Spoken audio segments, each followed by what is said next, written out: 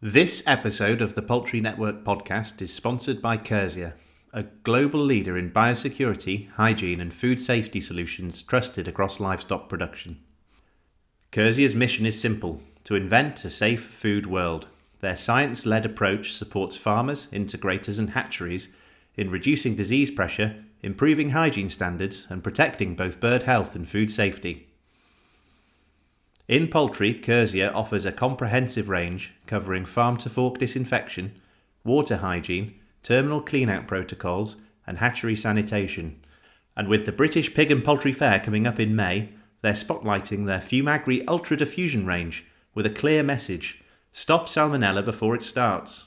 You can find out more and meet the team at the fair on stand 6670, where they'll be on hand to talk through the technology and share best practice.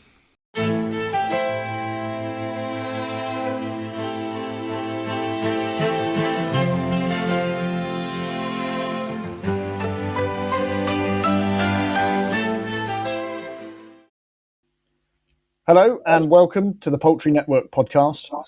I'm Tom Woolman. And my name's Tom Willings. How are you doing, Tom? Yeah, keeping well, thank you. Good to see you again. You too.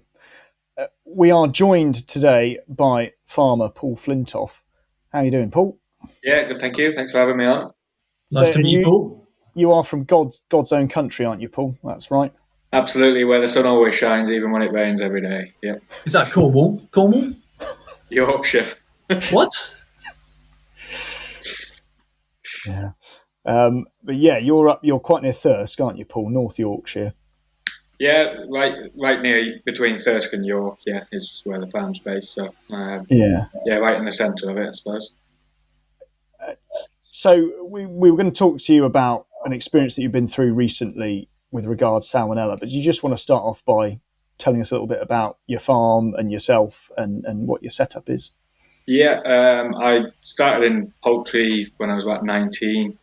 Started work for APHA, and at the time it was for Sender as an assistant manager. 2 years later, I was a farm manager on a brand new site, 240,000 birds, something like that. A year later, I was an area manager. Did that for 4 years, and then decided to go back to my family farm, build another shed which doubled the capacity of our chickens to 60,000 and run that for myself, and I've been doing that for about 4 or 5 years. My dad stepped away about 2 years ago. He was diagnosed with cancer, so yeah, everything was then put on me. But yeah, we've basically upgraded all the old shed, and yeah, been doing for about 10 years now, over that even. Yeah. So we were going to talk to you about salmonella, and you've had some experiences recently that haven't been very, very nice. And really, we thought that it would be good to share them with a bit of a wider audience, because I'm conscious that bird flu is always in vogue, if you can call it that. And we're talking about it all the time at conferences, and there's adverts out there, and there's people talking about the risk of bird flu, what happens if you get it. And actually, most people have had some sort of contact locally with people that have had it, and people are really switched on to it as a risk. But I don't think necessarily people are switched on to the risk of salmonella to businesses. Not that salmonella is widespread at all. Just want to make that clear across the UK. It's a very different to bird flu in that case. But could you just walk us through, Paul, what your experiences were and the crop that you had that was affected? Yeah, so it was about September time. We just did a regular salmonella test, part of the National Control Programme. So day 18 on broilers, we did a standard boot swab. Sent that off, and then let me just look. A week later, I got a phone call, and I know exactly where I was when I got this phone call. That said it's a Group B positive suspect Typhimurium. Now at that point, we have to send that away to the APHA for further testing to confirm that. So we've already had 7 days post-test, so we're at 25 days now, and then we've got to wait another 5 days before we got that result back to confirm that unfortunately it was Typhimurium. So what was going through your head when you took that phone call then? At that time, I was chopping trees down. What was going through my head? I was a bit unsure. I didn't really believe it, to be honest, because we had. I used to work with the turkeys with a Vara, and we used to get a few Group Bs, S Derby, or they've all got exotic names. And I thought, oh, it must be one of them because I've had a Group B before and stuff like that. It can't be Typhimurium. So I did I wasn't oblivious, but I was calm about it. And then I started ringing the lab who had tested it. I rang every vet that I know within the industry to sort of see what was the likelihood of this being Typhimurium after this suspect test had come through. What age were your birds when you got this news? So they will have been 25 days old. Yeah. And we normally thin at 28. So yeah.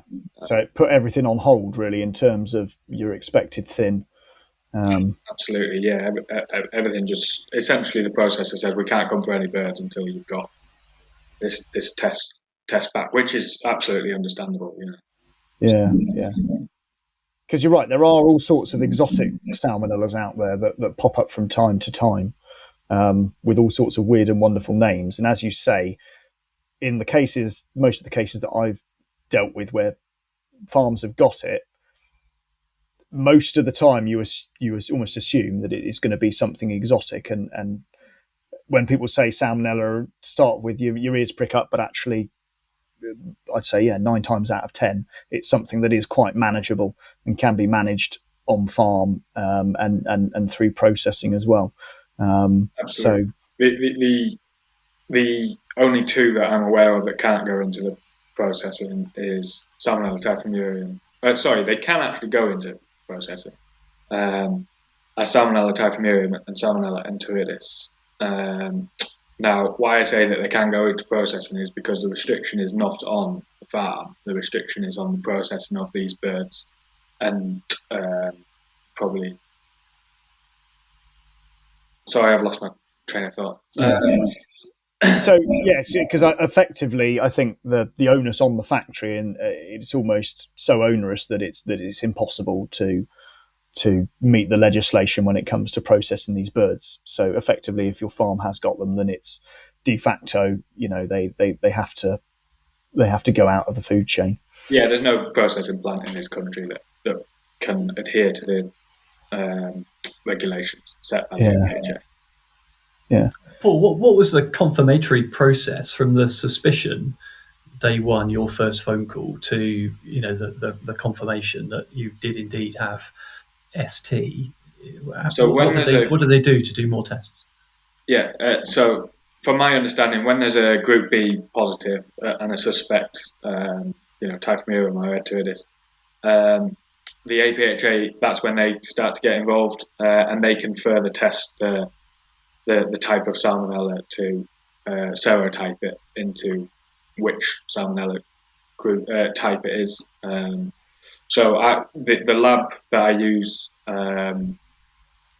can group them and serotype certain ones, but for these speciality ones, the ones that cause all the problems, that they need the confirmation of the APHA because they can do further testing. I'm not 100% sure how that works, but yeah, the APHA essentially have the gear to do that. But they used the same sample. They didn't come back and then re-sample the farm. It was using the same original sample submitted.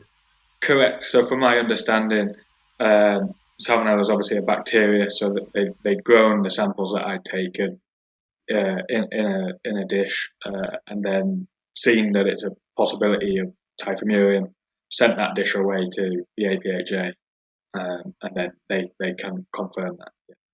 And then that's it. There's no sort of right of reply. Well, there might have been a problem with the sample, and can we take another from different parts of the house, or a larger sample, etc. It's once that die has been cast, once the result comes back and it's adverse, that's it. Unfortunately, that's true. It used to be the case. Well, not with Typhimurium. With Typhimurium, that is dead cert. As soon as that's been found on your farm, that's it. We need to start. But I think that's right now for every salmonella that you get. It follows through, no matter, even if you get a negative on your second test. I believe that salmonella is still positive per se. So, whereas before, I don't know how many years ago, you could retest and try and get a negative. Again, not with Typhimurium or Enteritidis, but with other types of salmonella. Certainly in the laying industry, until I'm slightly clutching at straws, but I'd say 6 or 7 years ago, there would be the first test, exactly as you've described, would come back from APHA with confirmation of positive presence, and then there would be a further test with either increased number of boot swabs or X number of eggs, or even some carcasses, or some parts of carcasses went off for testing. And then that, what was used to be referred to as a confirmatory test, that was arbitrarily, without any consultation, removed. And industry very, very anxious that the National Control Programme was then the be all and end all in testing. It was one strike and the birds were out, effectively, just as you're describing in this instance. So how long did you have to wait, Paul, then, between the first sample coming back and the confirmation coming through? So the first sample came back on the 30th of September with the serotype B, suspect Typhimurium, and we got confirmation 6 days later. So you've got another. Essentially, obviously, we know where this ends up. We've got to cull the birds on site, but you've had to feed these birds for another 6 days. It's not cheap. At peak stocking, so they're going through a lot of food at that time, it's, if you could speed up that result, the finances are obviously a lot better, And when that confirmation came through, Paul, did you know what to do next? When you got it confirmed that it was Typhimurium, what happened next? So between the suspect and the confirmation, I'd obviously made a lot of phone calls to a lot of people in the industry, and my vet, I will name him, Richard Jackson. He was absolutely excellent. My actual regional vet was away at the time. But Richard was helped me, and he said just plan for the worst case scenario. So in them 6 days, we were ringing up, the people who could come and cull them on site. Planning how we're going to wash these sheds out, muck the sheds out, and make sure we do a good job planning maintenance. But essentially, just.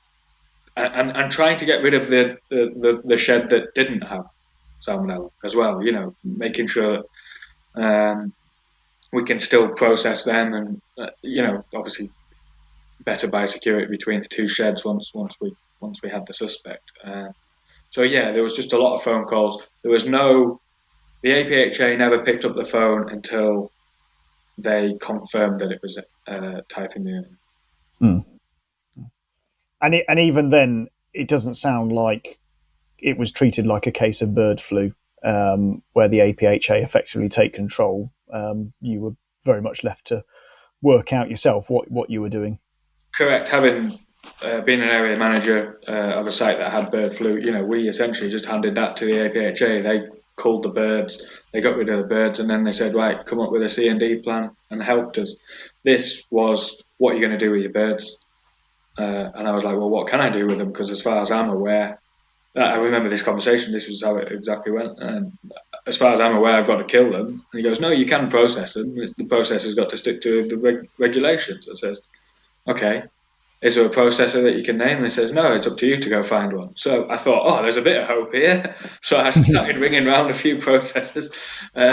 Obviously, no one's interested. The regulation is so stipulant on the processing line with Salmonella Typhimurium and Enteritidis that it's essentially impossible in this country to process positive birds. So at that point, we've got to kill them. So we made the APHA aware that we were killing them, who we were using to kill them, how we were doing it.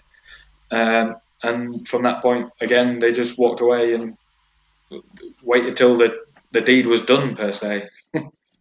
So you had containerized gassing units arrive on farm and then carcasses sent away for rendering, I presume? Correct, yeah, the mobile gas chamber. I put together my own catch team to sort of try and save on cost, because if you got normal catchers, they've got to be out of action for like 3 to 5 days, I think. So you've got to pay them for all that time. I don't mind paying them the day's wage at a bumped up rate, but I don't fancy paying 5-6 days wages when I've put X amount of money into these birds already, if that makes sense. So I sorted out my own team, and to that team, thank you very much, because it was a hard day's graft, and we did a very good job. And how difficult was the cleaning and disinfection plan to put together and to execute? So again, with bird flu, you have to submit a C&D plan to the APHA for approval before you start any works. This was just free rein, go do what you want. So I took a lot of advice from Richard Jackson again, and one of his colleagues wrote a C&D plan for me. So essentially we steam cleaned. We cleaned the shed, then we steam cleaned it, and we used various disinfectants. We disinfected the whole shed 3 times with different types of disinfectant, obviously to cover all bases. In that meantime as well, it was the older shed that we have on site. It's 27-year-old. It is in very good nick. I've seen hundreds of farms, and for a 27-year-old shed to be as good as that one, it is good. However, the age of concrete, it does crack. We had big gaps down the side from the dwarf wall to the concrete. I went along and filled all them in, so there was a C&D plan along with maintenance of the shed, if that makes sense. So, again, no help from anyone apart from St. David's, which I... But the site wasn't under restriction at this point, no, in the way that a bird flu site would be. Correct. This is one thing that I want to make people aware. Hopefully no one will ever get Salmonella Typhimurium, because I wouldn't wish it on anyone. But if you do get it, make sure that whoever you grow for, or the people that you deal with, there is no restriction on you placing your birds. You can place your birds as normal. The APHA come out at 14 days to test for Salmonella. At that point, if that comes back as positive, then you will probably be restricted again in terms of your birds. Another thing I would like to make people aware is, if the APHA have not rung you at 10 days old of the next flock, make sure you ring them, because I was in a tricky situation where we needed to medicate the birds, for ill health. So I did a Salmonella test before the APHA had rang me. Obviously we can't do a test during medical treatment. Told the APHA I'd put treatment in, should be okay to do on this day. They came to do it, then realised, oh no, we've got to wait another 5 or 6 days before we can do it again. And then we got to wait another 5 or 6 days for that test to come back. Turned out we couldn't thin until 32 days once this result came back. Obviously that causes overstocking, or potential overstocking, issues if you aren't prepared for it. So if you do get it, maybe just be a bit more on the ball than I was. Again, the APHA in my eyes should be on the ball, but they I guess it's the onus is on you, isn't it, to communicate and to organise and all that sort of stuff. And there's no one necessarily that's going to be holding your hand, whether that's the government through APHA or whether it's other people. Yeah. I mean, my communication with the APHA was, you're coming out at 14 days. This is the date of 14 days. And then I didn't hear anything, but I still presumed they were coming at 14 days. So, obviously just wait. Didn't turn up, rang them. Oh, we'll come tomorrow. Okay, that's fine, but I need to put treatment in. Oh, well, we can't test then for another X amount of days. You know what the broiler life cycle is. It's fast. If you miss a day with ill birds, there's not much space for inconvenience or unexpected kind of intervention. Absolutely, yeah, and that's what we were going through. And what have you done to protect yourself, protect your farm and your business going forward then, Paul, to make sure this doesn't strike again? So we now vaccinate day one for Salmonella Typhimurium. That is our main insurance policy. We are looking into insurance. I've been told it's not going to be that much because it's so uncommon. You know, this is such an uncommon thing to happen to someone. But if it does, I just want to make people aware. My biosecurity has gone up tenfold. You know, I'm so wash hands, disinfect, sanitize. I know we should do this every time. I don't believe every single farmer in this country does do that every single time, but changing clothes between the farm and the chickens, just something as simple as that. The wellies were already in place. Obviously, we had farm wellies, we had other livestock wellies, we had wellies for the chicken concrete, and then obviously wellies for each shed. The wellies were covered. It was the clothes possibly that it's come in from. I've put a new security system in to stop any randomer just walking into the chicken sheds. Not randomer, stop my dad going in and out. But it's just another step. You've got to think before you open that door, I wonder if, your 6-day wait for the confirmation to be received. I wonder how many false positives there are, how frequent it could be this, just hang on and we'll come back to you, because it feels like that 6-day period of feeding the birds and having to just keep up with, as you say, the cadence of the life cycle is so valuable in retrospect when ultimately the birds have got to go. You're absolutely right. There was a case, I spoke with a vet that I had a lot of work with whilst I was an area manager, and she had a case of a Group B suspect once, and she was able to sort of say to the APHA, this is not Typhimurium. This is going to be an Agona or an S. derby, as stated earlier. I'm pretty sure they're both Group Bs. And she was able to pinpoint that. She was the one person that sort of put the nail in the coffin in terms of saying they would have probably been able to see that it wasn't Typhimurium. Whereas they can't just say that it's Typhimurium, if that makes sense, when it looks like it, because it could be one of these other ones. If that could be sped up, like you say, I did do the costings, and per day feed, it's a substantial amount of money at that age of birth. So if we were just going to round up then, Paul, what would your key takeaways be for other farmers that are listening? Keep your biosecurity pinpoint at all times, obviously. Communication with the APHA. They might not be helpful, massively helpful with the Salmonella case, or certainly in my case. But just make sure that they are going to come on the day that they come and stuff like that. And make your processor aware that if you've got it, obviously they need to be aware that the restriction is not on you, it's on the birds. So, it's just communication and biosecurity, essentially. Very good. All right. Well, thank you for chatting to us, Paul. It's been great to talk to you, and and I hope things are going better now. Yeah, thank you very much. We've had the best crop we've ever had by a long way straight after the Salmonella, so we can't complain. That's what a good deep clean will do for you. Yeah, it's amazing, isn't it? So hopefully that keeps going. But thank you very much for having me, and if I can help one person, that's the main purpose of this. So thank you.